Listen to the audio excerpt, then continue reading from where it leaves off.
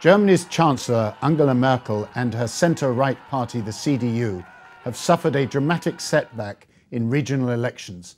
Here with me to discuss the implications is Fred Studemann, the comment and analysis editor of the Financial Times.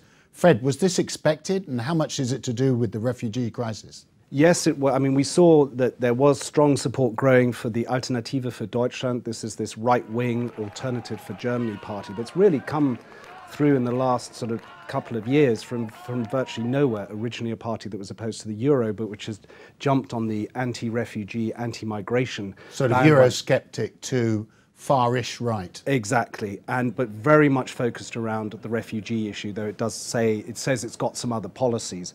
So, yes, we did see this bit coming, but I think still the scale of the vote that went to the AfD in some of these three states was quite remarkable. So we're talking two states from West Germany, the old West Germany, Rheinland-Pfalz and Baden-Württemberg, and then in the east, Sachsen-Anhalt. Yeah, what we've seen here is, particularly in the east, you're seeing in Sachsen-Anhalt, which it has to be said is a state where the extremes, those sort of more towards the extreme of the party political spectrum have done well in the past.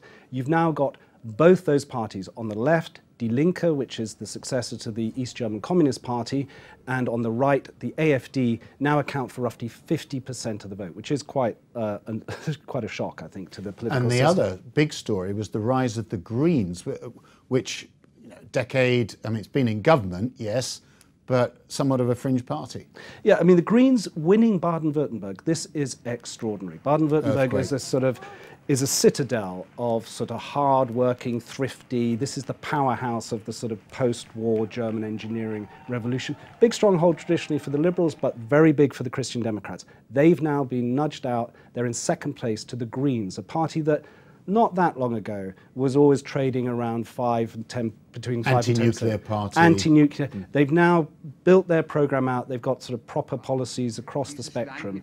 And this is interesting because I think some people look to this and see, is this a sign for things to come in the future? Could the Greens be a partner for perhaps the CDU at a national level? They've done it in local government. The bigger picture in Germany, where it's always been a story of three parties and stability, that's the big German word, isn't it? Yeah.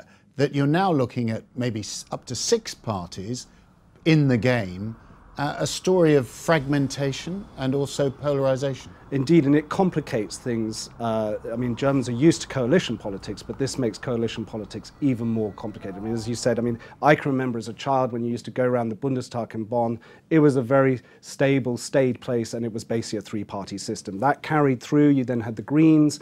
That was seen as a little bit of an adjustment, but now, as you've said, we're heading towards 6, assuming the AfD get in the federal elections next year, and that makes things very complicated, particularly because how do you then craft a national government? And at the moment we're seeing the tendency towards grand coalitions, which many people have always felt very uneasy about because essentially you promote the extremes. You promote, which is what happened obviously in the 60s in the big grand coalition. Exactly. Now, the big last question, Fred, put you on the spot here.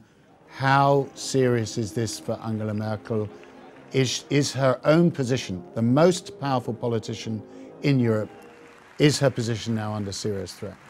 I think, as you've said, it's a setback. Is her position under threat directly because of this? I'm not so sure yet. I think the key question you always have to come back to in this is, who would replace her? There is still no credible answer to that.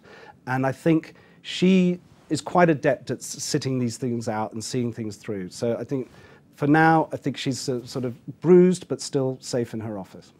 Fred Studemann, thank you very much.